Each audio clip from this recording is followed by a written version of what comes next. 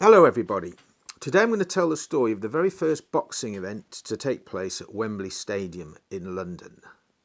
Now there's a saying in boxing that as a promoter, if you want to make a small fortune, you better start off with a large one. And this event in 1924 was an absolute promotional disaster. It involves a British promoter by the name of Major Arnold Wilson. Now his real name was James Arnold Wilson, but he was always known as Major Arnold Wilson. He preferred Arnold to James. He'd served in the First World War, and therefore, after that war ended, he could retain his officer's rank as part of his title. So Major Arnold Wilson was the promoter. He fancied himself as being able to take on the great American promoter of that period, Tex Rickard. Rather laughably, I think. Because whereas Rickard had Jack Dempsey to call upon, Major Arnold Wilson had Jack Bloomfield. And I suspect most of you have never heard of Jack Bloomfield. Now, let's have a little look at Major Arnold Wilson. His background: he was born in 1883. He was born in Liverpool, and his father, in fact, was a fruit merchant in Liverpool. So he was probably quite a successful businessman with a bit of money behind him. And in 1911, Arnold was working for his father in the family business as a salesman. He was 27 years old, but he had a great interest in boxing. He registered a company called the Liverpool Sporting Association in 1912. He was the managing director of this company, and I think basically it was his company and he was the front man, and he had other men behind him perhaps backing him and helping him financially.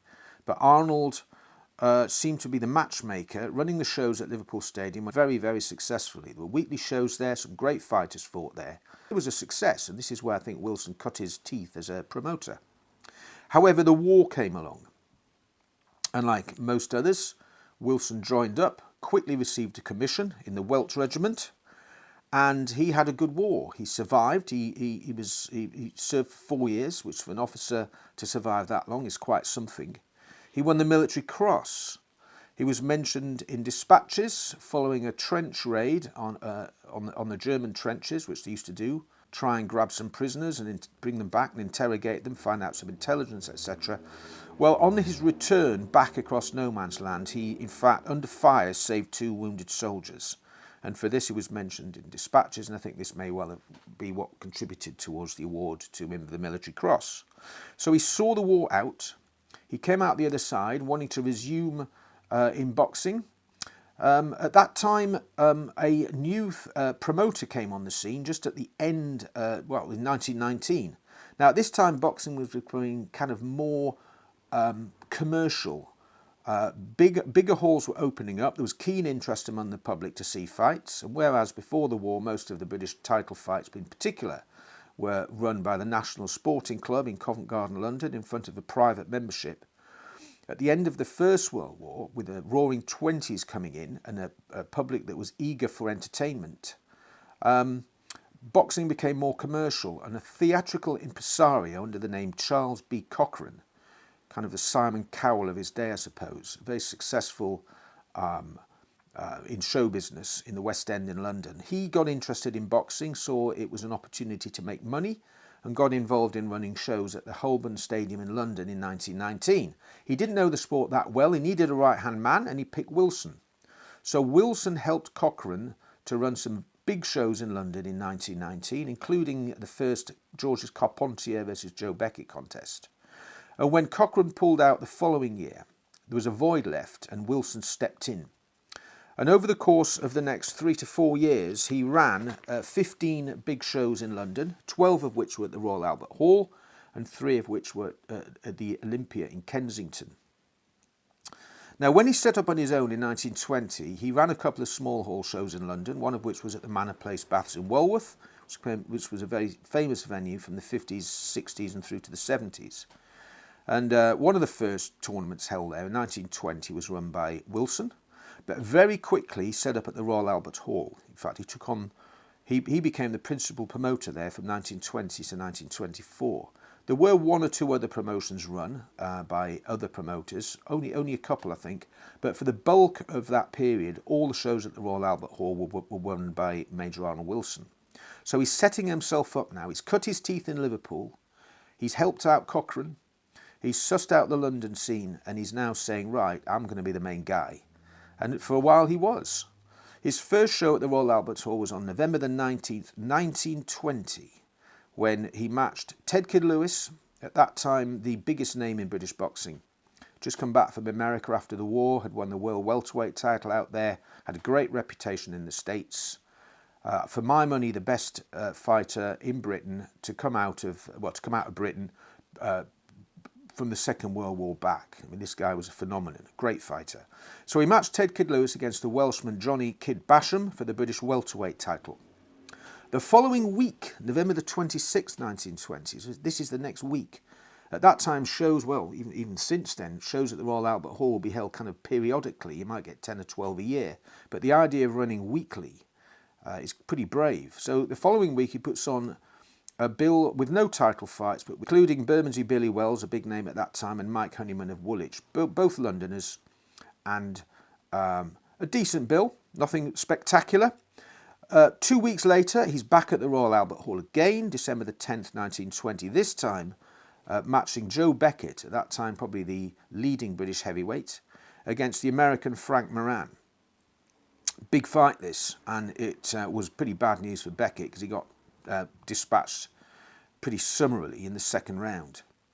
He then has a gap until May 1921 when he comes back with Johnny Basham, defending his British and European middleweight titles against Sheffield's Gus Platts. And the next show, there were two more in 1921. At the next one, Basham defends again, this time against Ted Kid Lewis, and he loses his title in 12 rounds, so Lewis becomes the British and European middleweight champion. Lewis is a big draw, and he seems to be being used now by Wilson quite a lot. Because again, 5 weeks later, Ted Kid Lewis against Boy McCormick, and Lewis picks up the British light heavyweight title. So he's a two-weight British champion here. He'd already boxed and won the featherweight title as far back as 1913. So, and then of course the world welterweight title. Lewis collected titles, for fun. In 1922, on January the 12th, he runs again at the Royal Albert Hall, but this time he's using the great Frenchman Georges Carpentier. Without any doubt, in my mind, the greatest French fighter there ever was, and at this time a real matinee idol. Very well known in Britain and hugely admired. And to put Carpentier on the bill is guaranteed success. He matches him against the Australian George Cook. Carpentier delivers the goods, knocking Cook out in the 4th round. So therefore, 5 months later is the big one. He hires Olympia in Kensington and he matches Carpentier, but against Ted Kid Lewis, his biggest drawing card. This is for the European heavyweight title. So Lewis, at that stage, no heavyweight, if anything, a blown-up middleweight, occasional light heavyweight. But Carpentier dispatches Lewis in a round in a very controversial contest. But he's used Carpentier. He's probably made some good money on this show. He runs once again in 1922, does Wilson, and this time at the Royal Albert Hall. It's a rematch between Joe Beckett, our top heavyweight, and Frank Moran, the American. And this time Beckett stops Moran in 7 rounds. And on the bill, Jack Bloomfield appears, knocking out ex-champion Bombardier Billy Wells in 6 rounds. So Bloomfield is beginning to emerge as a talent in the light heavyweight and heavyweight divisions, and he's now being used by Major Wilson. 7 months go by. May the 17th, 1923, again at Olympia. This time he matches Jack Bloomfield at the top of the bill, along with Harry Mason and Seaman Hall, I might add, for the British and European lightweight title. And a kind of a joint top of the bill, he matches Bloomfield again against the Irishman Dave McGill in a fight for what was billed as the British Empire light heavyweight title, and Bloomfield wins again, this time in 13 rounds. In July, Wilson is back at the Royal Albert Hall, where he's matching bugler Harry Lake of Plymouth against the Frenchman Charles Ledoux for the European bantamweight title, and bugler Lake wins that contest. And you can see him here with his, after the bout, on the shoulders of his seconds in the ring. In October 1923, Wilson's back at Olympia and he's matching Carpentier against Joe Beckett. Beckett's just been had his career revitalised with his win over Moran. Carpentier's at the top of his game. This is a rematch. This was a non-title fight, but a huge 15-rounder. And Carpentier delivers a one-round knockout to Beckett in really, really quick time. And this fight again, probably one of the biggest fights held in Britain for a very, very long time. He then runs again at the Royal Albert Hall in November 1923, and Bloomfield is now ready to box for the British heavyweight title, which he does against Frank Goddard. This was an awful fight. Goddard hit Bloomfield low in the first round after Bloomfield had slipped to the canvas. This greatly annoyed Bloomfield. He lost his head. And in the second round, when he was winning the fight big time, Goddard was in all sorts of trouble. He knocks Goddard down and then absolutely nails him whilst he's on the canvas. And unfortunately, Bloomfield inevitably is disqualified. So he's blown his chance to win the British heavyweight title, a fight he was easily winning. Now we get to 1924, the year of the Wembley tournament. Wilson runs another show at the Royal Albert Hall in the May. He's got Goddard on the bill. He's got Phil Scott, an emerging heavyweight from Britain who became British heavyweight champion. And then also Bloomfield coming back after his unfortunate experience against Goddard. He's in with Dick Smith, an ex-British light heavyweight champion. He knocks him out in the fourth round. And then in July 1924 at the Royal Albert Hall, Ted Kid Lewis defends his British and European welterweight title. Now this is only 2 years after he boxed for the European heavyweight title. He defends his welterweight title against Hamilton Johnny Brown. So these are the shows that Wilson's put on leading up to his big event, the one that takes place in London. So he picks Wembley to put this show on in 1924. Originally it was going to occur on July the 26th, 1924, but the fight actually took place on 2 weeks later on August the 9th. So why did he pick Wembley? Well, first of all, he fancies himself as taking on Tex Rickard. Now, Rickard at this time, biggest promoter in the world, with Dempsey, has put on some huge shows in front of great big crowds. And Wilson thinks, well, why can't we do that over here? So, looking at previous shows that took place in the UK prior to this, I've not gone through this in fine detail, but I can think of three in particular that stand out. The first one in July 1909, the first great open-air fight in Britain, took place at the Memorial Sports Ground in London's East End. And this was in fact where, up until 1904, West Ham United used to play. It was their home ground. And he brings an American across, Jimmy Britt, to box a lad from Canning Town called Johnny Summers. And Summers beats the American and knocks him out in the 9th round.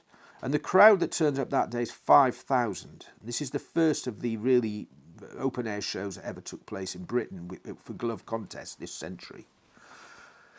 7 years later, Bombardier Billy Wells defends his British heavyweight title at St James's Park, the home of Newcastle Football Ground. This was on August the 28th, 1916. And a crowd of 12,000 turn up to this, which is a decent crowd. But the stage, I mean, that football ground at that stage probably held, you could probably get 50,000 in there. So it's not a roaring success, but we are in the height of the First World War, of course. So 12,000 is a decent crowd. 2 years later, Jimmy Wilde boxes at Chelsea's football ground at Stamford Bridge against a featherweight called Joe Conn from Bow, another East Ender. Wilde probably was outweighed here by anything up to 1.5 stones. However, he was such a great fighter, and the promoter obviously thought quite a lot of people would turn up to see him. In fact, only 9,000 did, which was very disappointing. 6,000 paid because 3,000 who attended the show were wounded servicemen who were given access to the event free. So 9,000 for that one. So the record in 1924 would be this event at Newcastle in 1916 that had 12,000. So he wants to beat this record, and that should not be too difficult with a stadium the size of Wembley.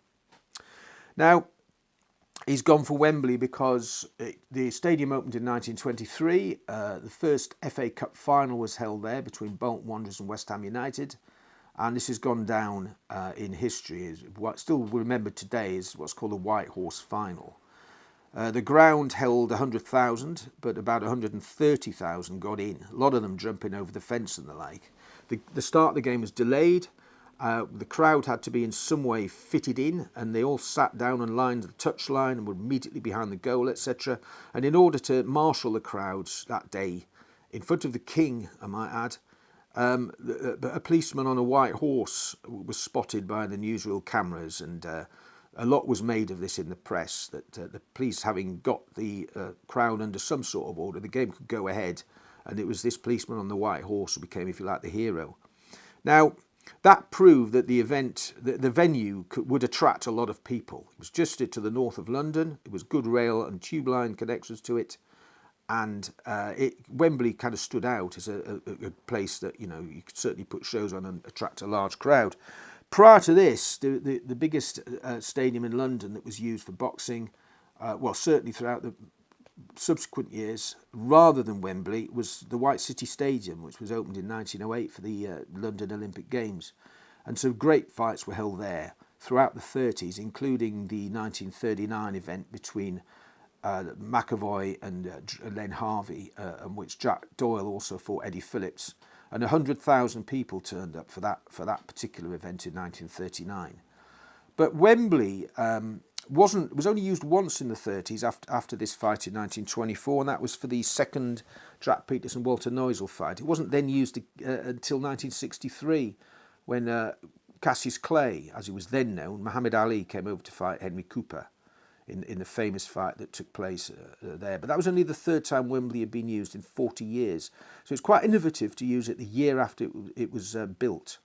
Now, the reason he booked Wembley in 1924 is because that year Wembley was being used for the Empire Exhibition. And hundreds of thousands of people a day were turning up throughout the summer of 1924 to see this exhibition. And Major Wilson probably thought, you know what, we've got this captive audience, we've got Wembley Stadium, I can book that, I reckon I can fill the place if I get the right fight. And what he wanted was a contest between Jack Bloomfield and, of course, his big drawing card, Carpentier, who he'd already used and who had recently beaten Lewis in a round, and, of course, Beckett in a round. And with Bloomfield being this emerging talent, Wilson thought, if I could get Bloomfield in with Carpentier, then I reckon I could make a killing. I've got a captive audience, I can fill the place, I can make myself a lot of money. This isn't what happened. Carpentier decided that he didn't want to take this fight. He, in fact, went over to America to box. He ultimately boxed Gene Tunney, but he kind of didn't take the fight. He legged it. So that left Wilson with a potential date and a fighter, and all he needed was to find an opponent for him. Now, Carpentier had lost in a no-decision contest to an American called Tommy Gibbons from St. Paul, Minnesota, a good fighter who'd also himself boxed for the world heavyweight title against Jack Dempsey in 1923. He was a decent name. He was one of the leading heavyweights in the world at that time. And Wilson thought, I'll tell you what, if Carpentier doesn't want the fight, I'll get the guy who licked him in this no-decision fight. All the newspapers said that Gibbons won handily. I'll get him to come over and he can fight Bloomfield. And that's in fact what he decided to do. So Wilson undoubtedly wanted to see himself as he couldn't understand why Rickard in America was bringing in these huge gates, and Britain, where boxing had been born, why can't we do the same? So he fancied himself taking on Rickard as being the biggest promoter, more or less, in the world. Rickard, of course, was a very, very successful promoter. He was the first man, if you like, to generate the $1 million gates that became so famous.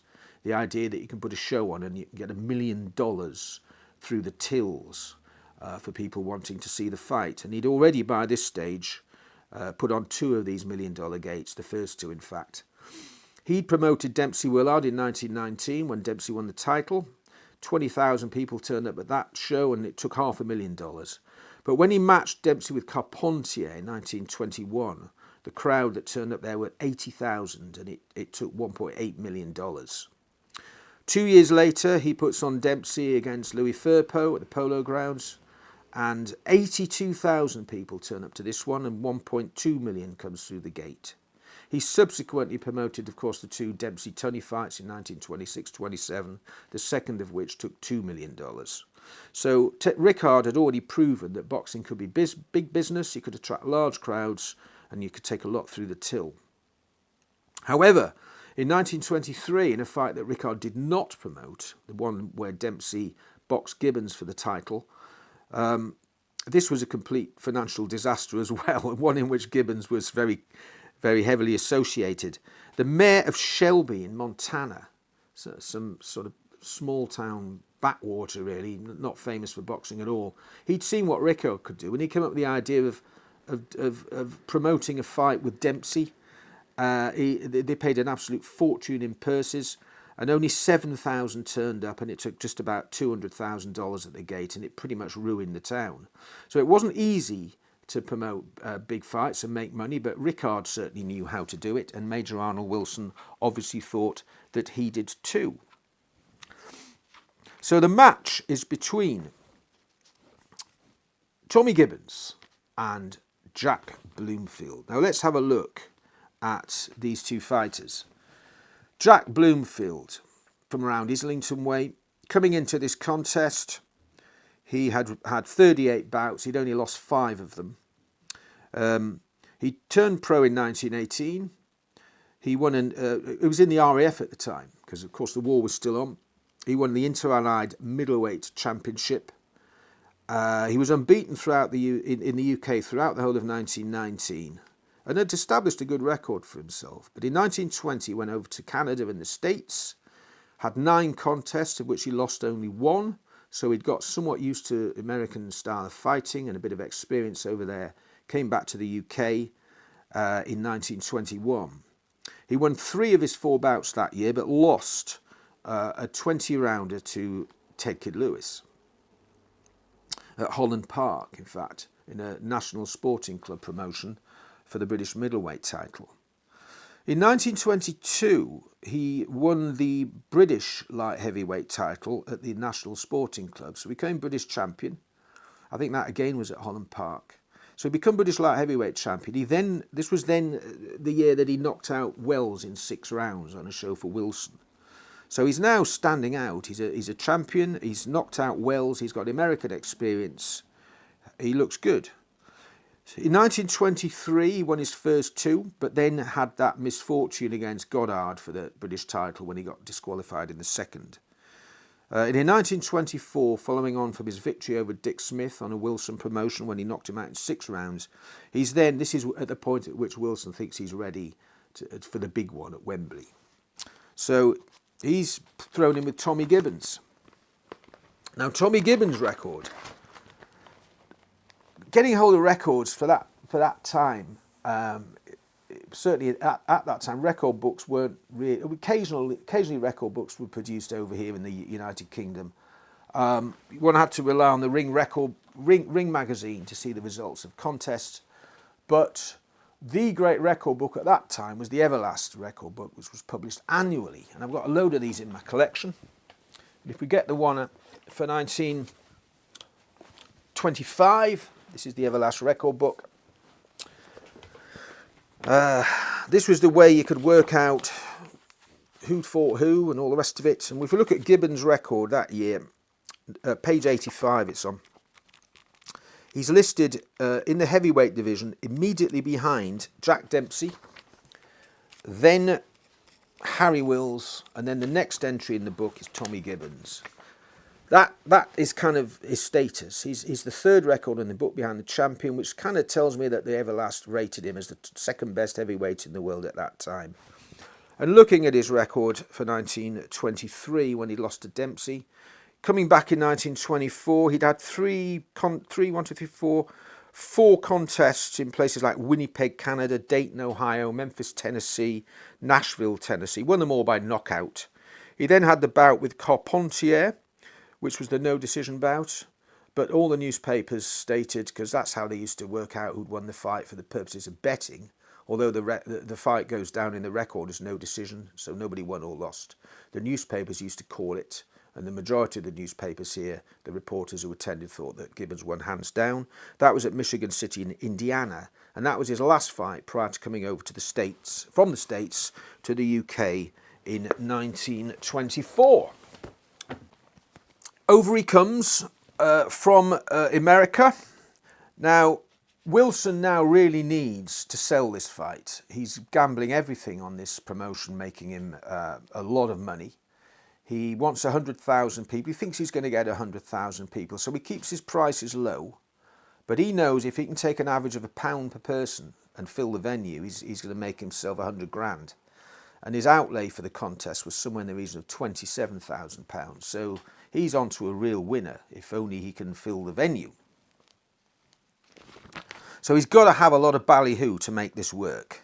Will this bout capture the public imagination? You don't really probably have 100,000 boxing fans in the capital or close to the capital in 1924. So he's got to sell this fight beyond boxing fans. He's got to sell it as an event that will attract people who are already in London for this exhibition. You've got to attract them to this contest. So the ballyhoo has to be effective. In order to sell the contest, he's got to whip up the enthusiasm in the sporting press. And at that stage, the two principal journals which advertised and reported on boxing were Boxing News, as it is known today, but at that time it was Boxing Magazine, it was a weekly, and the Sporting Life, which we think of that now as a racing paper, but back in 1924 it covered all sorts of sports as well as racing, and it was very, very good for boxing, and it was printed daily.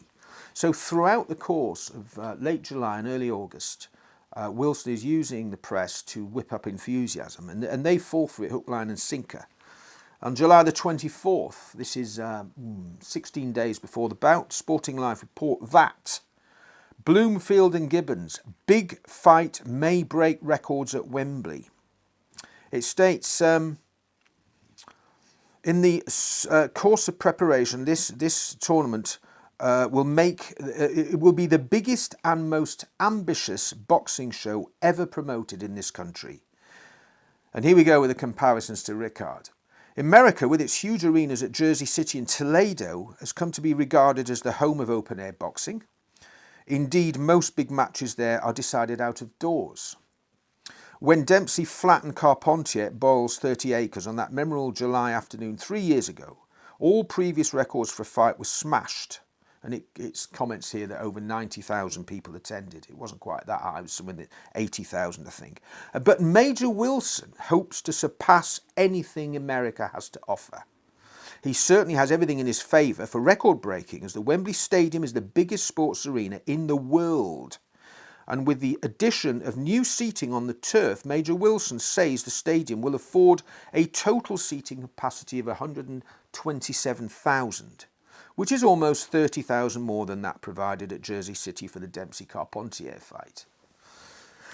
So the Sporting Life are jumping on the bandwagon here. They're going along with the ballyhoo. They're saying that, there's no reason why Britain, which of course was the place where boxing was born, America had usurped us in that this was the leading boxing nation at that time by a long way, provided most of the champions. But Britain wants to regain its prestige, and we're going to take on Rickard. Wilson's going to take him on. The Brits are back. This event's going to shatter all records, etc. August the 5th, this is 4 days before the fight, it's reporting again that under the headline, record boxing figures, safety measures at Wembley Stadium, preparing for Gibbons Bloomfield rush. Some 40,000 tickets, we are told, have already been sold for England's biggest boxing tournament.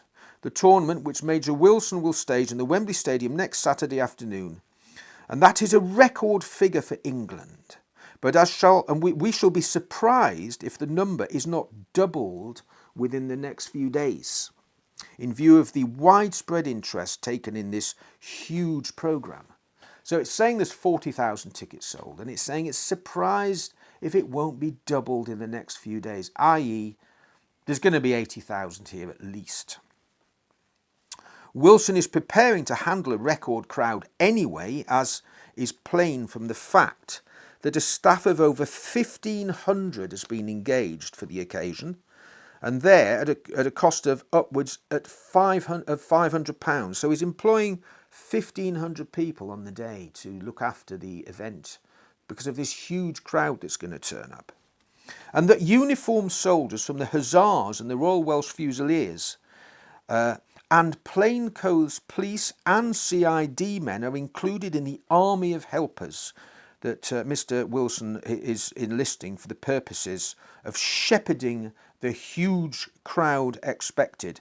And then even the famous Tex Rickard, who has been associated with the biggest boxing tournament ever held, never organised such a mammoth programme of stars as this. Eulogising about this event and how well it's going. Boxing News falls for it as well in its edition of August the 6th, which is 3 days before the fight. It comments. It comments that well, it's got some concerns. It's heard that one or two people are doubting whether or not this crowd is going to turn up, and it says it has now been rumoured in certain interested quarters that the show, from an attendance point of view, is bound to be a fiasco, and that there will not and cannot be any mammoth gathering.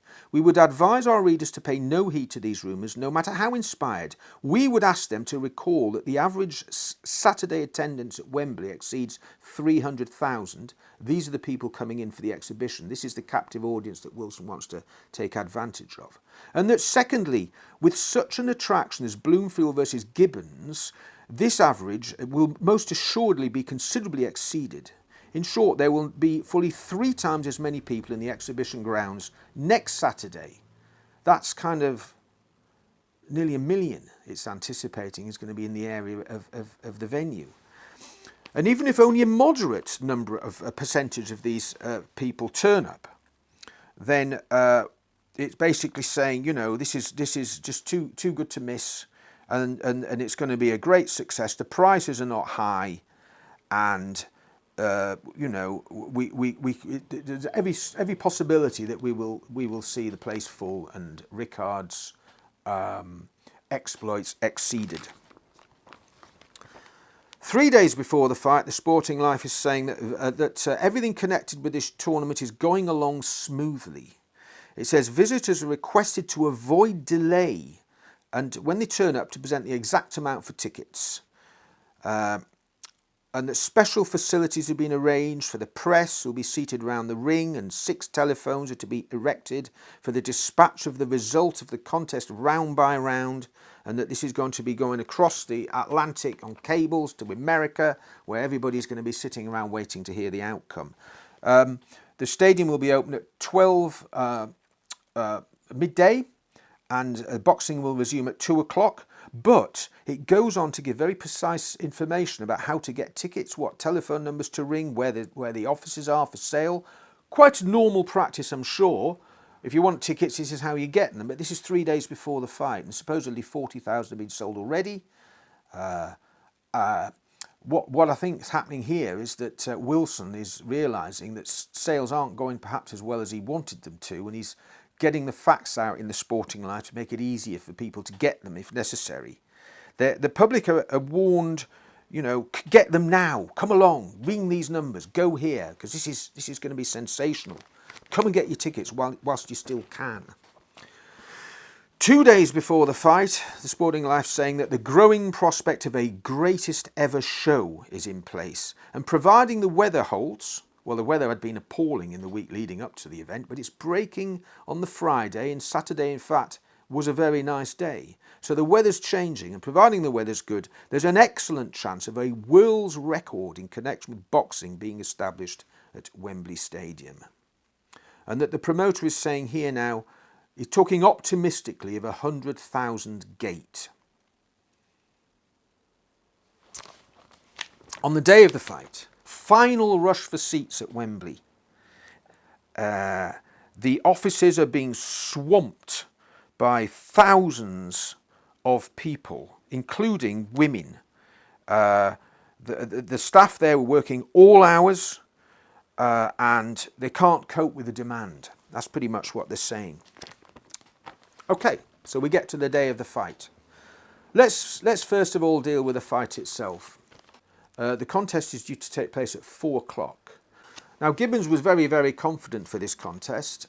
He was sat at ringside, completely unperturbed, although he was kept waiting for an hour because the bout due to start at 4 o'clock didn't in fact start until 5 o'clock. And there's very good reason for that, which we'll come to later on. When Gibbons turns up, he is equally confident, and the two men approach each other when the bell sounds for the first round. Referee, by the way, is Eugene Corrie, the top referee of the day, and a good referee. Let's see what happens in the fight. First round, Gibbons comes up briskly enough at the start of the sound of the gong. The fight was on, and right through the first round, Bloomfield had no experience to disturb his self-confidence. It might have been considerably better for him if he had met with a surprise. So he's come up. He's not noticed anything special about Gibbons. He's supremely confident, and things had gone so well for him. And Gibbons had been grunting, it says. Yes, grunting is the word. So loudly and so regularly that when Jack Bloomfield came back to his corner at the end of the session, the end of the first round, he assured his seconds that he was now confident of victory. It was a most misplaced confidence which was to prove fatal to him. This puffing and grunting, which was quite the noisiest incident, this is Gibbons, or series of incidents in the opening session, may have been strategic or maybe merely one of the American's little habits. One could see that the older man, Gibbons, was very fast indeed on his feet, also that his footwork was as near as possible perfect. But this grunting did strike one as peculiar. Now the second and the third round, we'll read this report through from Boxing News in its entirety, because this is how the fight went. Tom, who'd sucked an orange during the interval between the first and second, had gesticulated with one glove to one of his friends in the crowd, and this last had been an ominous sign. But the punch that started the Englishman's debacle, the actual winning blow, as it may be termed, came like a bolt from the blue, though one presumes that this was the punch Gibbons had been planning to deliver throughout the second round. It was delivered about half a minute before the end of the second. The two were breaking from a clinch as instructed by the referee when Gibbons poised for one of his left hooks to his body, and as Bloomfield's elbow and arm dropped to receive the blow, that left whizzed up to the jaw. Jack reeled under the impact with his knees sagging and his arms dropping at his sides. Gibbons had but to smash a right home to the jaw, followed by a left hook, to send the Englishman to the boards, though we believe Jack would have gone down even without that second thump. He was out there and then, and we do not believe that he knew anything about the remaining 2 minutes of the contest. He rose at 5 and made an effort to fight back, but there was no willpower, no sense of direction behind his attempts, and with Gibbons hitting his man as he liked, Bloomfield was speedily on his back again, rolling halfway under the bottom rope of the ring as he fell. Once more he struggled to his feet, this time at 7, to poke out a feeble-looking left, but only his fighting instinct was at work in a semi-mechanical fashion, and Gibbons, rushing at him, drove him floundering across the ring to send him down once more and almost rolling out of the ring this time. There was a rush in which Bloomfield's seconds participated to catch Jack as he seemed likely to roll off the stage. "Don't touch him," Mr. Corrie called out, speedily noting that there was no real danger of a fall, and proceeded with his count. This had reached 8 when the gong went, signalling the close of the second round. Under the heading "That Tragic Third Round," only a real fighting soul could send a man up for his third round. It was clear beyond all possible doubt that Jack had no working wits left in him. He stumbled forwards, uncertain even as to where to place his foot or as to the locality of the boards. Some of his steps felt for their last, a good foot up in the air. Gibbons had but to step forward to take a right to the head without even attempting to dodge or parry it, and to stem a few lefts and rights home, to send Bloomfield down again. He had all the courage a man could have, and Gibbons himself has freely testified to his surprise that Jack could come back trying to make a fight of it, but it was only prolonging the agony. Bloomfield was down for 8, and when he rose, helpless and semi-senseless, but still making desperate efforts to raise his hands, Gibbons appeared to make an appeal for Mr. Corrie's intervention. This, however, was an important international affair on paper, and Bloomfield seemed resolute to fight till the last gasp, so Mr. Corrie shook his head. This time it was the end. Bloomfield, sent helplessly back onto the ropes, slithered down from them to fall once more beneath the bottom cord and to remain there motionless while he was counted out. Now the affair lasted 7.5 minutes. Bloomfield was no match for Tommy Gibbons, and that was you know, it was an anticlimax, I suppose, to be honest. Now, why was there an hour's delay for? Why did Bloomfield have to wait from 4 o'clock till 5 o'clock? What was happening behind the scenes? Boxing News alludes to in its report, and it states, "It is true that the delay in staging the contest was not due to any idea of Gibbons trying to worry Bloomfield. He had in fact entered into a contract by which he was to receive his money," this is Gibbons, "to receive his money, $50,000, best part of 10 grand. He was to receive it before he entered the ring. And as he had not received it, there was a fairly lengthy discussion in his dressing room between himself and his manager on one side and the promoter, Arnold Wilson, in company with certain friends on the other. And Gibbons wanted his money, and so it has been stated, wanted it in currency. He wants cash. And he wants it in his dressing room, and he won't leave it until he gets it, and there won't be a fight until he gets it. So consequently, the bout, which was to have been staged at 4, was not actually staged until 5 o'clock. Now, why is Gibbons so uptight about where's me money? It's because 27,000 people turned up to see the contest, not 100,000 people. And Gibbons knew full well that Wilson had a catastrophe on his hands, and that the much promised money, 10,000, probably his biggest purse he'd ever got, including the Dempsey affair and the Carpentier affair, he wants his cash. And he knows the crowd's small, and he can see the anguish and concern amongst Wilson and his accomplices, and he's doubting that he's give me the cash or I'm not fighting. Boxing News comments on it in its report the following week by saying there were a number of issues to be learned from Wembley. In the first place, now this is why Boxing News is suddenly saying this is why only 27,000 people came and not 100,000. It says, in the first place, there had been a gloomy cloud cast over the proceedings by an official financial statement. And in the second place, neither of the chief contestants, good men though they were and are, can be said to have been endowed with that glamour which has surrounded even the men who have packed such minor arenas as Olympia. And that Gibbons basically is no Carpentier, and that Bloomfield as a name is in fact no Beckett. It states that here were 2 men engaged to contest for rewards totalling up to £17,000. Bloomfield's purse is about 6,000. Gibbons was in fact quite a bit more, between 10 and 11. And it says only once before that has a purse of that magnitude been staged in this country. And most of us are able to recall that Pete Herman, who come over to box Jimmy Wilde, is still waiting for a very considerable proportion of his purse. So it looks like Herman had already suffered at the hands of a promotion in England where he'd come over to box and gone home without most of his money. So Bloomfield is probably too quickly brought along. The name isn't big enough. That of Gibbons isn't big enough. They're certainly not as big as Carpentier. And that this is why the public haven't turned up. And that it states, those who have criticised Major Wilson as a reckless promoter, however, should reflect that he was in a quandary. His promoting business has been perforce idle for several months, and he had to look around for a big fight.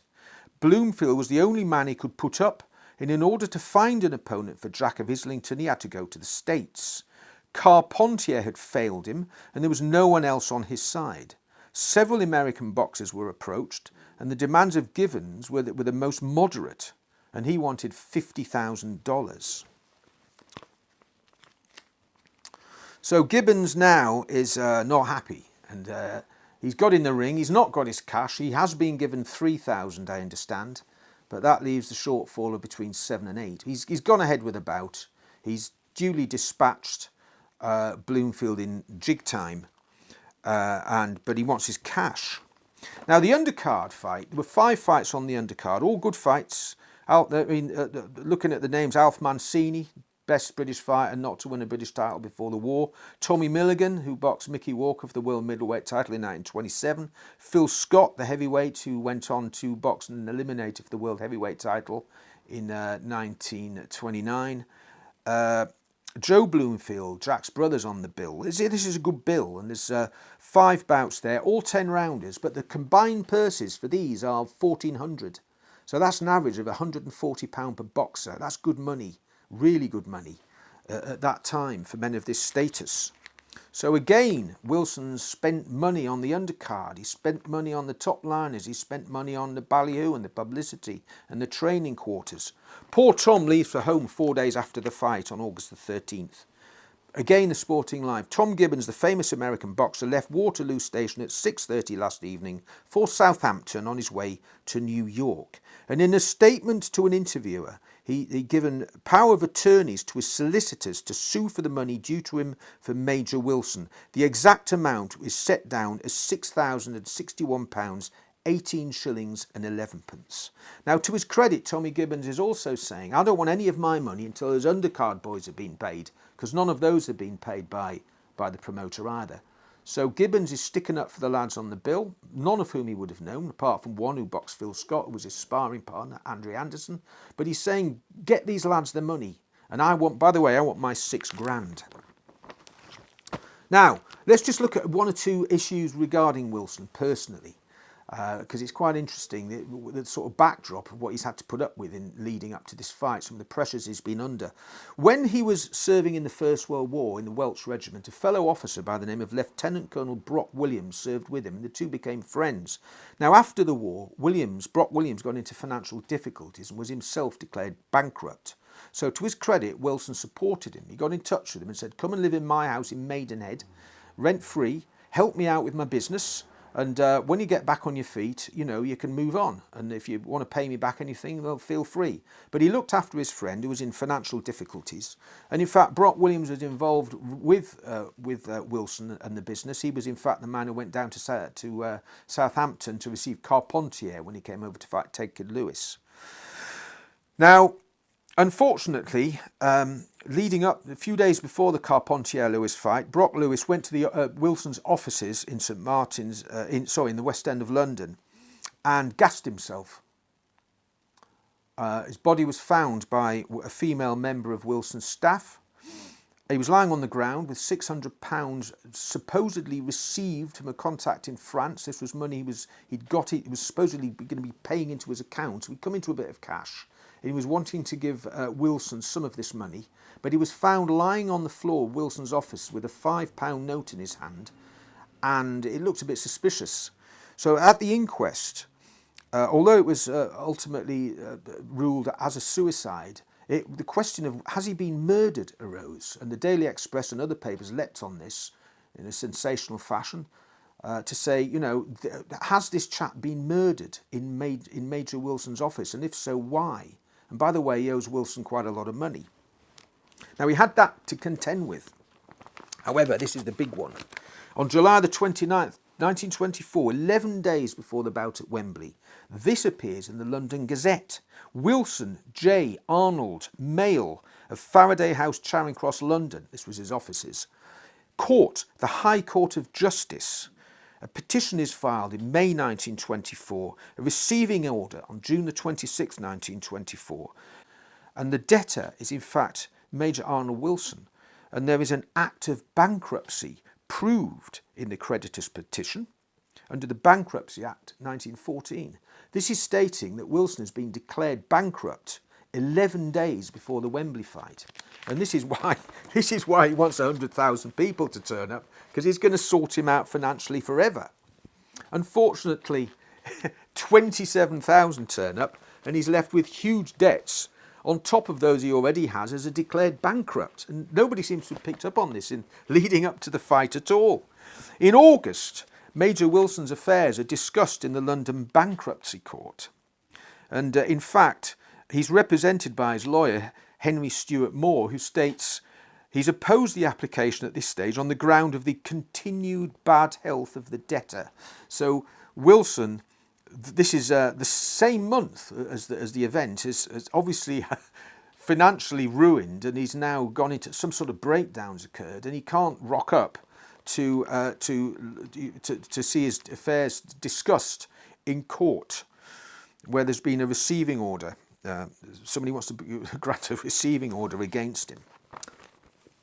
Later on that year, he does have to turn up at the London Bankruptcy Court, where it states the well-known promoter of boxing contest, whose account showed liabilities of £17,316, that's his debts, and his assets were £344. So this house in Maidenhead is probably rented, as indeed his offices are.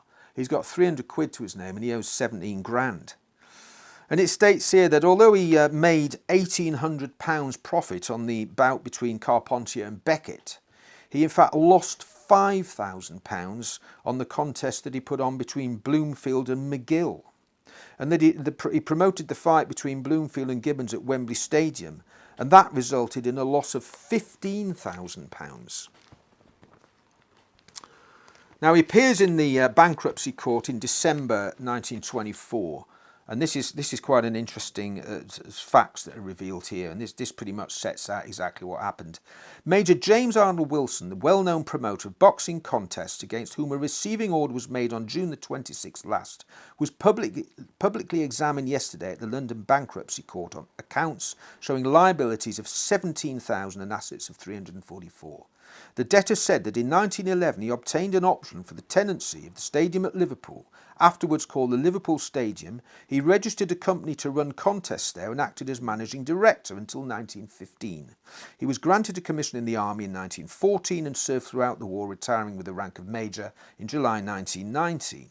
From the following August until September 1920, he was manager of the Holborn Stadium at a salary of £10 a week under Mr. Charles Cochrane, who then ceased to promote boxing contests there. At the end of 1920, Major Wilson took an office at St Martin's Court, and in June 1923 he removed to Faraday House, Charing Cross Road, from which he organised boxing contests at the Royal Albert Hall and Olympia. The first contest which he promoted in 1920 was one between Moran and Beckett. That's not exactly true, but never mind. And on that contest, with that, he made a profit. He then lost £5,000 on the contest between Bloomfield and McGill.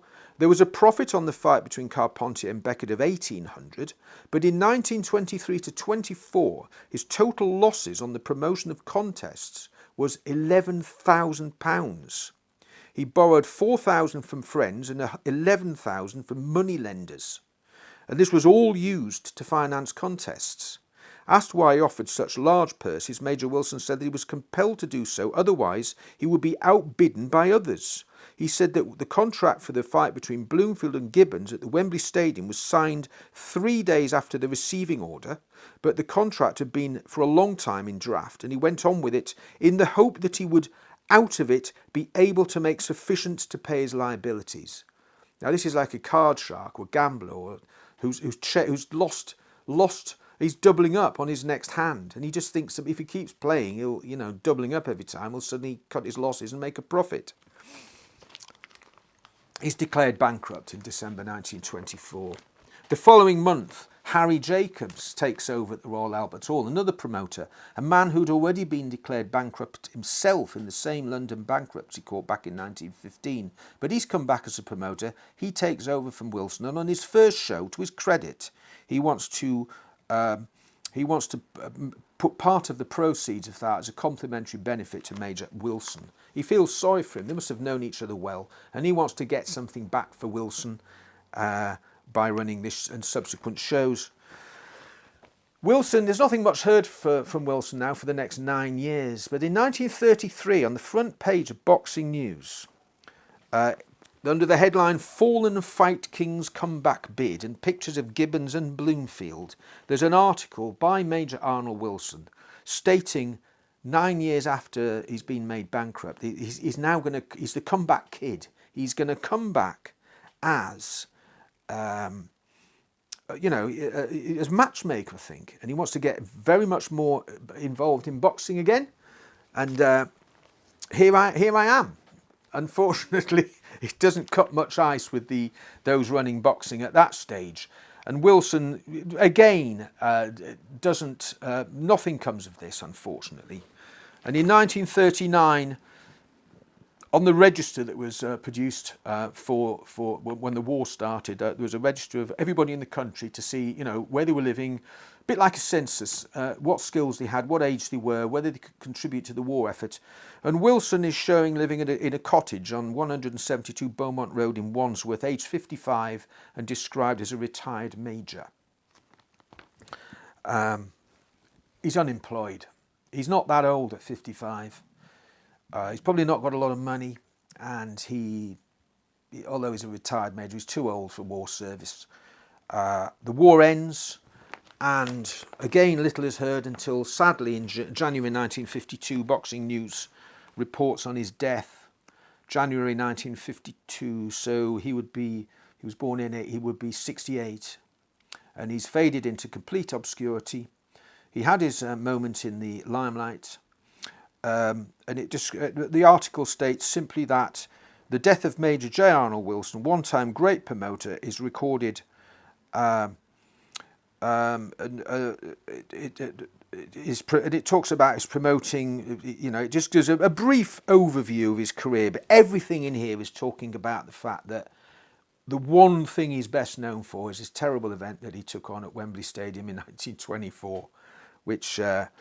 If you look at the photographs, let's just look at one or two of the photographs now of the actual crowd, because you can see, although we've shown these earlier with regards to the Gibbons describing the contest, if you look at these pictures, you can see quite clearly that the crowd looks big until you zoom in on parts of the stadium. The photographers were strategically placed in that when they were taking pictures, they wanted to make sure that they were getting the best shots of the crowd in the background. Had they gone on to the other side of the stadium, looking back from where the cameras are pointing here, the stands behind the cameraman were probably all empty. So they're trying to make the stadium look fuller than it actually was. And you can see quite clearly here that whole swathes of the ground are just empty. So he gambled everything on £100,000, 100,000 people turning up, just paying an average of £1. Ticket prices went from 5 and 9p, which is 30p more or less, up to just over £2 ringside. So the prices were cheap. There was no reason not to come along. It was a nice day. It was a good stadium. It was a decent fight, but to expect 100,000 was ridiculous. And Tex Rickard didn't have to worry about Major Arnold Wilson. Rickard didn't survive long into the 20s himself. I think he died in 1929, but he didn't have to worry about Major Arnold Wilson. Wembley, this was the biggest crowd up until that time, by a long way for an outdoor event in Britain, for any event in Britain in boxing. 27,000, decent crowd. But had he had Carpentier boxing and not Gibbons, I think he would have probably got 50, 60, 70,000 there, would have made money. Probably got over all his debts and would have gone on to perhaps promote more successfully thereafter. But to expect Gibbons and Bloomfield to fill a stadium of this size was extremely unrealistic. And poor Major Wilson had his period in the shade. He was very well known for this back in the 20s. He's a completely forgotten figure now. But Wembley Stadium's first contest was a fiasco, both for British boxing in terms of Bloomfield's performance and for the demise of what was at that time the country's leading promoter. Thank you.